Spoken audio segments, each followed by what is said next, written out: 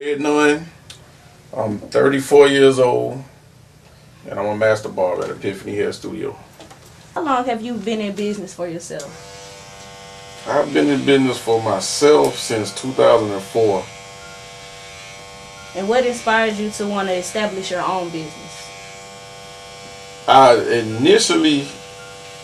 initial inspiration was I wanted to help people do what I do and make a good living for themselves. But as the economy changed, my goals also changed.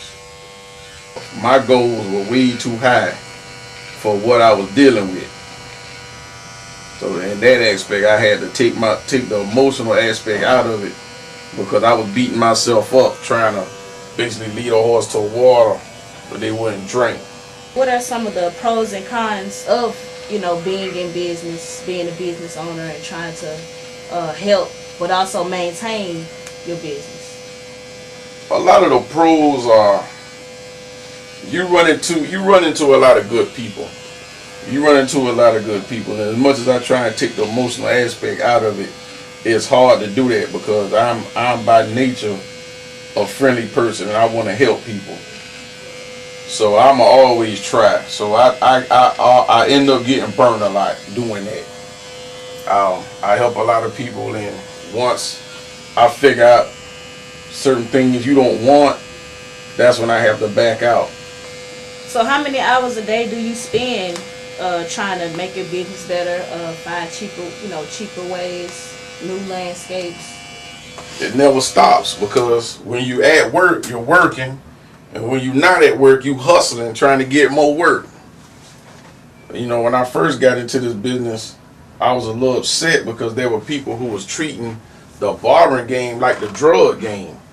But now I'm starting to reevaluate. They might was right, because it's just as competitive, it's just as cutthroat, and your reign on the top is not long. As soon as you lay up, as soon as you relax, everybody waiting for you to fall, especially when you get up top.